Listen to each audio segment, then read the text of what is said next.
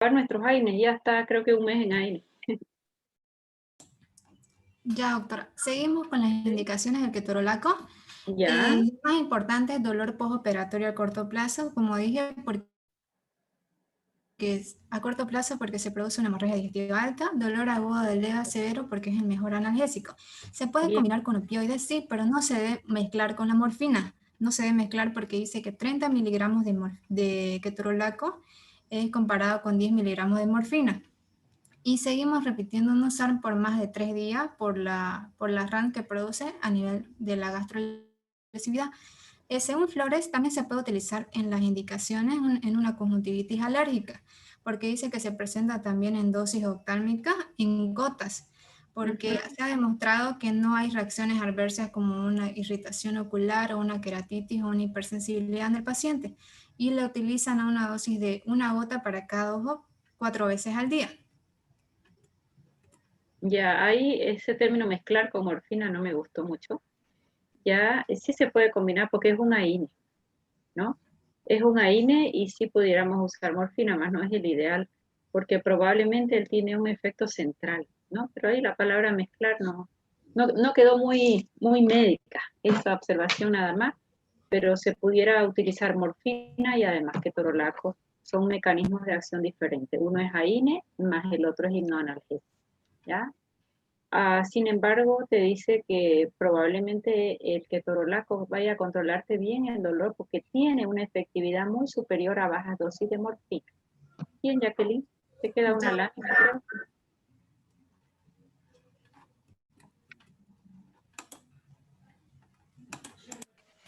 Entre las contraindicaciones, va a estar contraindicado en aquellos pacientes que presentan antecedentes de una ulceración, perforación intestinal, principalmente en insuficiencia hepática. ¿Por qué? Porque a nivel que el ketorolaco se metaboliza a nivel hepático.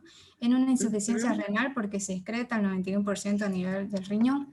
Y también se ha demostrado que en una insuficiencia estaría contraindicado porque hay elevaciones de las transaminasas, principalmente de la GOT y de la GPT. Y en el embarazo, si bien el ketorolaco no atraviesa la barrera hematocefálica, pero sí atraviesa la placenta, y entonces también estaría contraindicado en la lactancia. También al iniciar el tratamiento... Porque se excreta por leche materna. Una cosa es placenta y otra es leche materna. Leche materna es una excreción, ¿verdad? ¿Y qué pasa si yo tomo ketorolaco al final del embarazo, Jacqueline?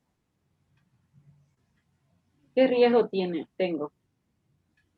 Que lo hemos dicho antes. A ver, para cualquiera. ¿Qué pasa si tomo un AINE incluido ketorolaco al final del embarazo?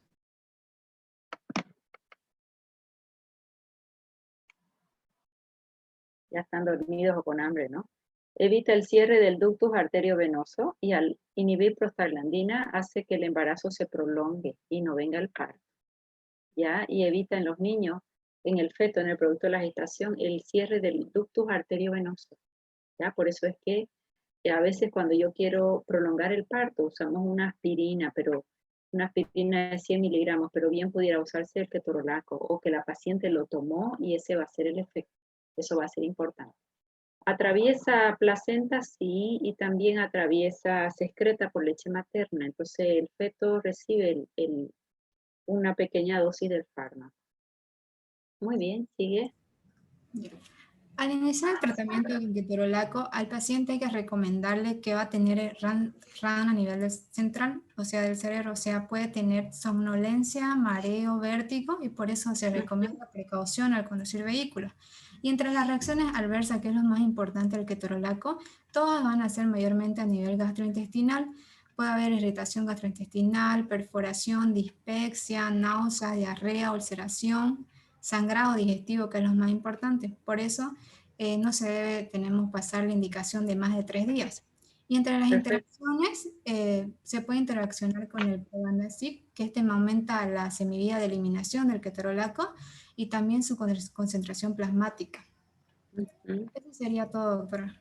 Ya, muy bien, muy bien. Entonces ya hemos visto de cuánto viene, ya hemos visto su eficacia como analgésico, como antitérmico se aplaza, como antiinflamatorio también, como antiagregante sí se usa, pero reversible. Tiene su dosis arriba de la cual las reacciones adversas son mucho mayores, en tercera edad, al menos que en adultos, y no más de 3 a 5 días. 3 días, lo ideal 5 días ya es una exageración en vía endovenosa. Muy bien, Jacqueline, ¿puedes sacar tu pantalla? Bien, ¿alguien más tiene o yo sigo?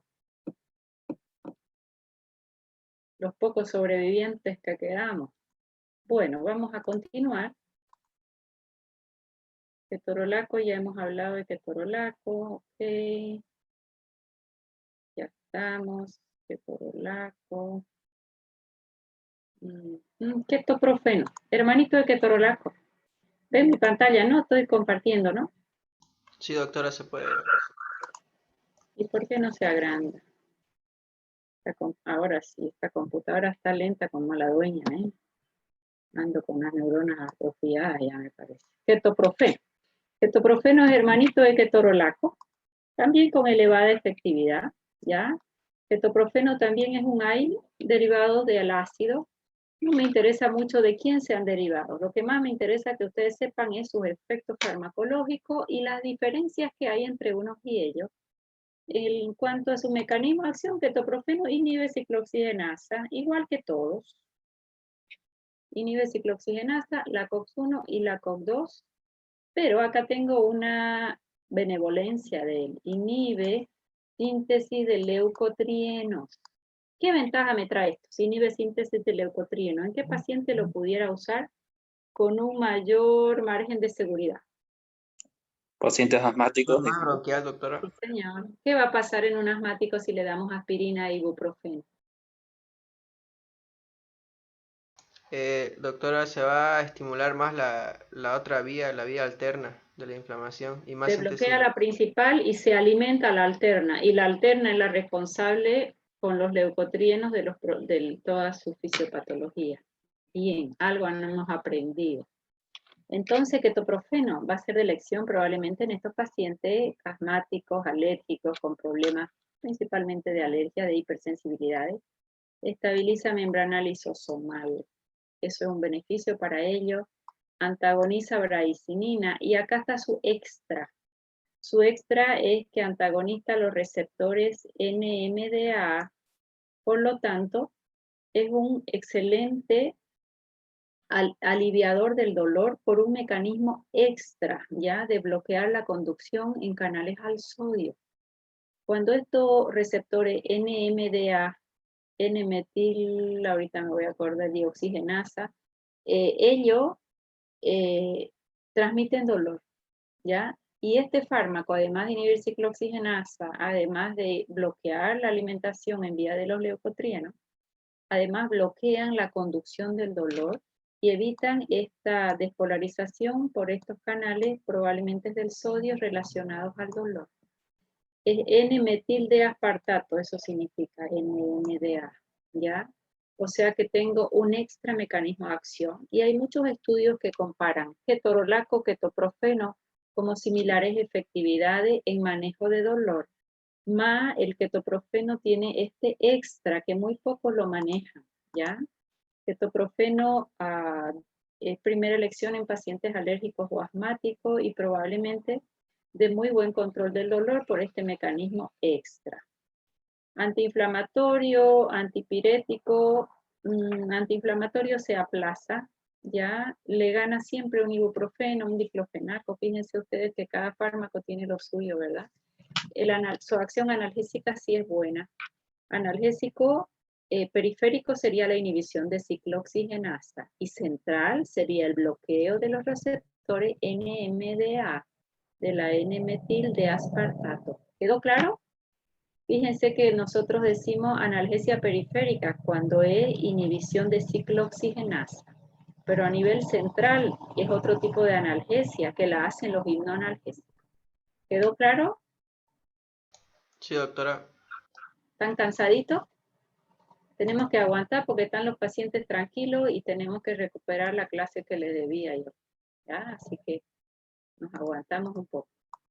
Bueno, indicaciones. ¿Para qué tipo de dolor? Pues dolores que cursan con procesos inflamatorios, reumáticos, articulares. En dismenorrea es una buena opción. Dolores por odontalia. Fíjense que aquí hay todo menos un dolor visceral. Como antitérmico tengo unos superiores, dolor reumático no va a ser superior a un antiinflamatorio. ¿Qué dosis vamos a usar de ketoprofeno? En vía oral viene de 50 y viene de 100. La dosis máxima por día son 200 miligramos. O sea que puedo usar 100 y 100 o puedo usar 50 cada 6 horas. Eso depende de la intensidad del dolor y cómo manejes tu paciente. Esta es una buena alternativa, que venga uno de liberación sostenida, damos uno por día y él va liberando. ¿Cómo funciona un principio activo o una forma farmacéutica, perdón, de liberación sostenida?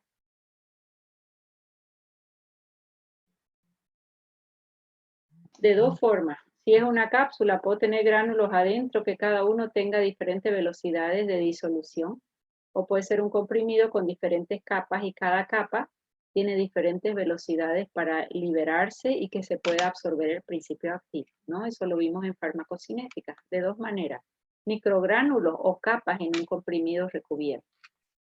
Bien. En niños no se recomienda igual el ketorolaco, pero si el niño tiene dolor lo usamos nomás. Siempre la literatura se cubre con el tema de los niños porque ellos no entran en ensayos clínicos, más el niño también tiene dolor, el niño también fue operado, ¿de acuerdo? Y todos los fármacos no dejan de ser un riesgo. Si dice dipirona, la dipirona tiene la probabilidad de ser una anemia plástica, ¿de acuerdo? Entonces es controversial. A la hora de un dolor en niños, ustedes van a ver en las historias clínicas indicado ketoprofeno o indicado el ketorolaco. En cirugía, bueno, las dosis ya está. No sé por qué lo usan un poco menos. A mí es un fármaco que bastante me agrada, principalmente en pacientes alérgicos. Máximo 48 horas en el tratamiento, en vía endovenoso es lo ideal. Endovenoso continuo. Yo hice un estudio que fue bastante óptimo. El resultado, fíjense ustedes que te dice 50 miligramos cada 6 horas. Más cuando lo usamos en infusión continua de la INE, probablemente va inhibiendo esa ciclooxigenasa de forma continua y tenemos excelentes resultados. Hacer toda la dosis que nos dure 24 horas. En lugar de poner cada 6, hacemos una infusión continua y que vaya ingresando en una solución diluido y que entre en 24 horas. ¿Cuál es el problema? Que yo necesito una bomba de infusión para que te largue el número de gotas ideales por minuto. Pero esa fluidoterapia continua es excelente. Ha mostrado mayor efectividad que la INE a horario. A veces cuando es horario ya vino el dolor y cuando el dolor se manifiesta es muy difícil controlarlo. ¿De acuerdo? Entonces fíjense ustedes que esto es una buena alternativa, pero económicamente más costoso porque necesito una bomba de infusión. Toda vez que el dolor en el postoperatorio ya se largó, es más difícil controlarlo que si yo de alguna forma voy a prevenir. Bien, entonces el ketoprofeno, su semivida es corta, por eso lo podemos dar cada 6 horas. Si me dan la opción y puedo hacer infusión continua, fuera lo ideal. En cuanto a su metabolización, es lo convencional. No tengo nada extra, ¿no? Lo convencional es que se biotransforme en el hígado y que se elimine por vía renal. En precauciones, como todo fármaco, se biotransforma en hígado, se va por el riñón, insuficiencia hepática o renal, habrá que ajustar las dosis siempre. Sus efectos adversos, hermanito de todos los demás AINES. Ok, ¿qué más? ¿Puede combinarse con opiáceos? Puede. Escala analgésica del dolor. Primero mi AINE, no logro controlar con dosis techo. Sí puedo administrar un himno analgésico. ¿Ya? Hay mucha controversia y aquí los laboratorios cada uno saca sus ensayos clínicos para ver quién es mejor. Pregunto, ketorolaco o ketoprofeno, ¿qué me dicen ustedes? Hay estudios que dicen que el ketorolaco es el que tiene más efectividad y otros que el ketoprofeno. Los dos son medios iguales. Esto es interesante. Ketoprofeno no tiene ventaja significativa en analgesia en comparación con ketorolaco. O sea que los dos en efectividad van a ser similares. Por lo tanto, yo lo elegiría en un paciente que tiene antecedentes de más bien trastornos alérgicos o asmáticos, principalmente en vías respiratorias. ¿Ya? Esto nada más, esto me gusta a mí mucho, optimizar los fármacos. Yo que les decía en un postoperatorio, más que dar una dosis cada 6 horas, cada 8 horas, cuando al paciente le duele, las primeras 24 horas hay que dar en un suero la dosis de todo el día, pero asegurarnos que entre en 24 horas. Y acá les he puesto yo las dosis para hacer esa infusión continua para las 24 horas. Ese estudio lo hicimos en el Hernández Vera y efectivamente el paciente tuvo un mejor confort en manejo de dolor en postoperatorio cuando su infusión iba entrando permanente, las dosis de las 24 horas, en lugar de hacerlo a horario. ¿Ya? Preguntas hasta ahí. Ya está avanzado.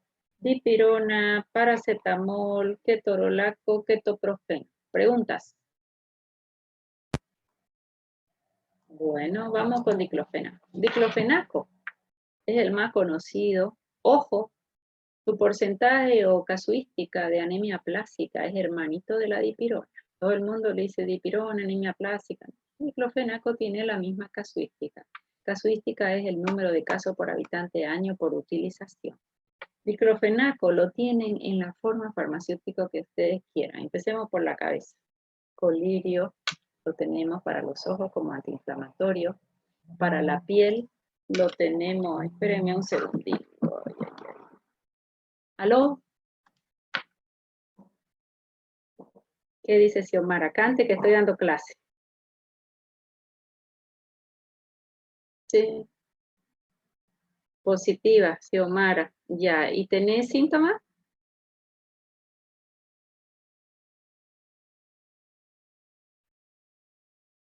Ya. Hagamos una cosa. Haceme tu parámetro. Ya. ¿Aló? Hola. Hola.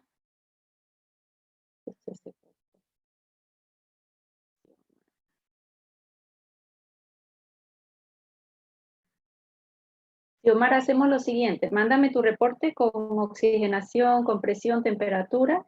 Yo termino mi clase en unos 25 minutos y te devuelvo la llamada, así hacemos tu seguimiento. Ya desde el primer día de síntomas, ese es el día 1. Mándame la prueba que salió positivo y te quedamos aisladita con tu mamá. Perdón, criaturas, ella cuidaba a la mamá y ahora ha dado positivo. ¿Eso es frecuente o no? Sí, doctora. Ya, siempre que vayan a atender a algún familiar, con todas las precauciones, pero lo más probable es que el contagio fue antes, ¿no? Durante ese periodo de incubación. Bueno, vamos con el diclofenaco.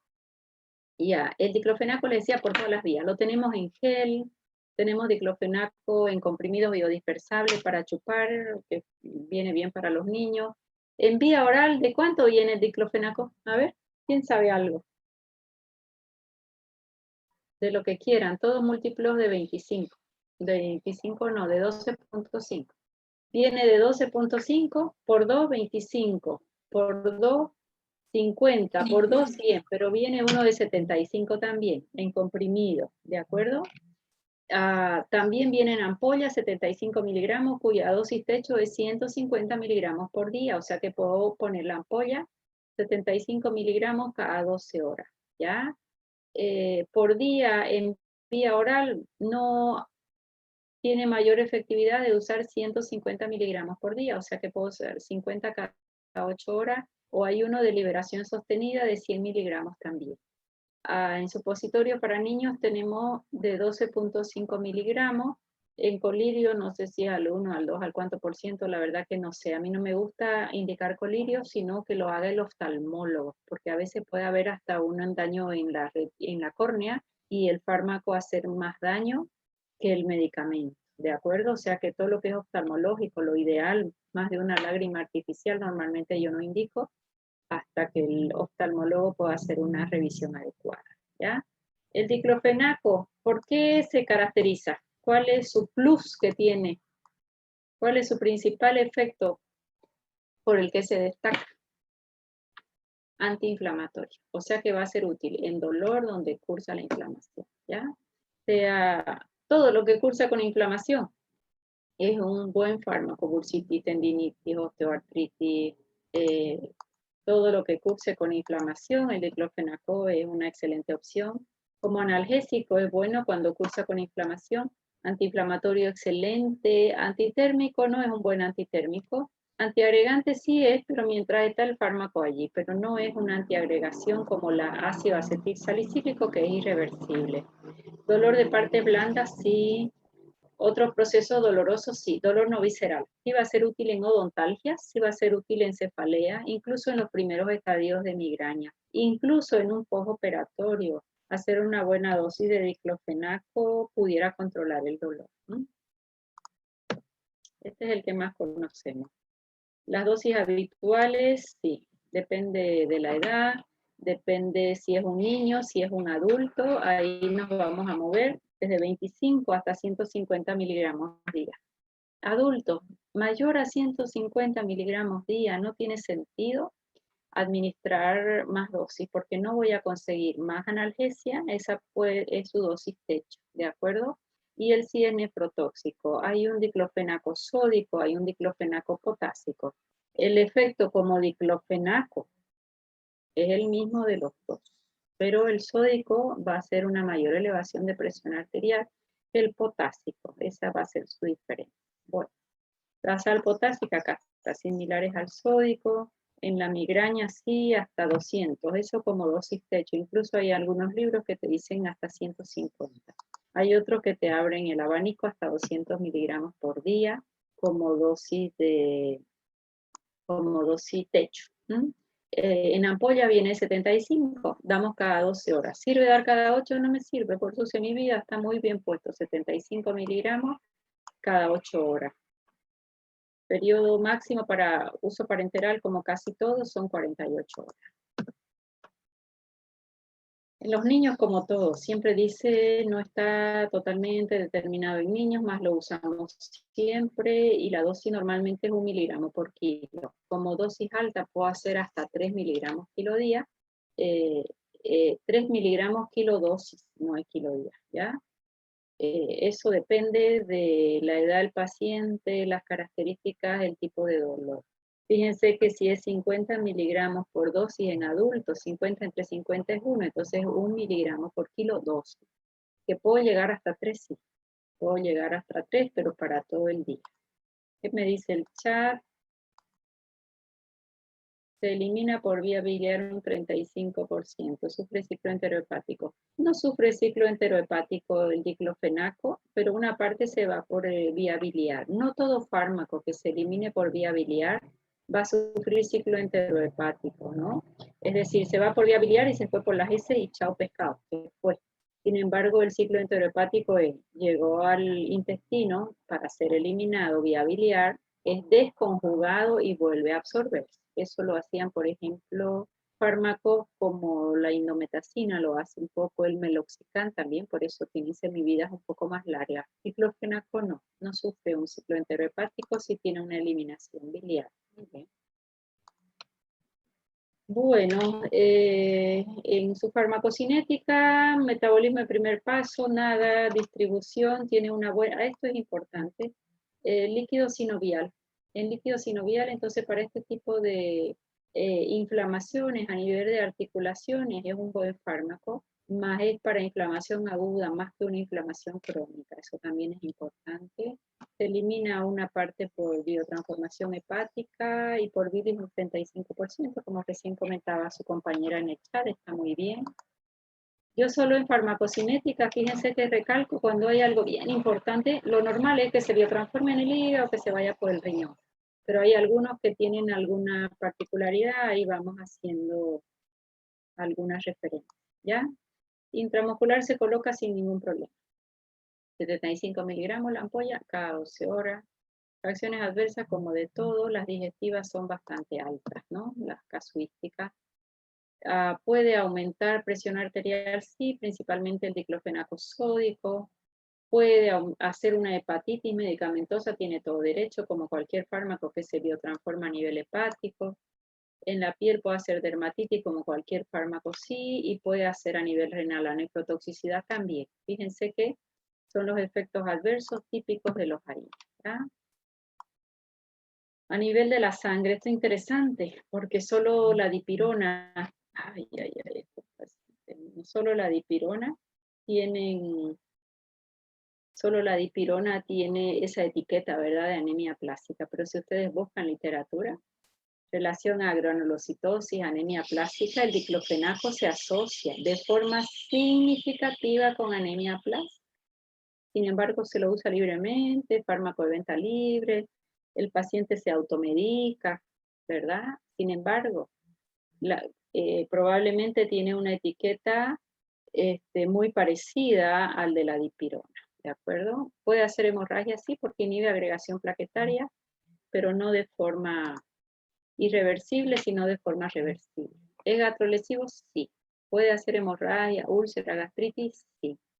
Si lo doy en supositorio, la pregunta es,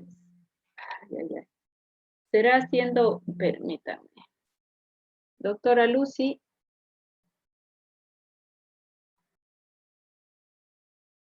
ecografías o tomografía? ¿Tomo?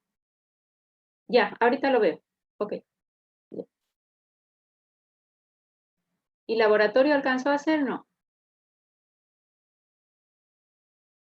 ¿Y saturación de oxígeno? ¿Cuánto? Ya. Ok. Ya. Gastrolesivo. Pregunto, ¿y si uso en supositorio el diclofenaco, deja de ser gastrolesivo? Sigue siendo gastrolesivo, doctora. ¿Por qué? Porque igual el fármaco se va a absorber y va a inhibir a la ciclooxigenasa. Porque va a inhibir ciclooxigenasa. Ya. Bueno. Ahí nada. Ok. Hasta ahí, ¿qué nos falta? Nos falta ibuprofeno, nos falta aspirina. Voy a tener que dejar ahí que tengo una tomografía que tengo que actuar ya. Se elimina por vía biliar, ¿por dónde se...? A ver la pregunta, se elimina por vía en un 35%, entonces sufre ciclo enterohepático, no. Mecanismo de acción es el mismo por donde se administre, doctora, sí. Eso es lo más claro que ustedes tienen que tener. Si yo doy vía oral, él es un ácido y un poquito irrita el estómago, pero esa no es la gastrolesividad. La gastrolesividad es porque él cuando llega a sangre por cualquier vía se administre, inhibe ciclooxigenasa.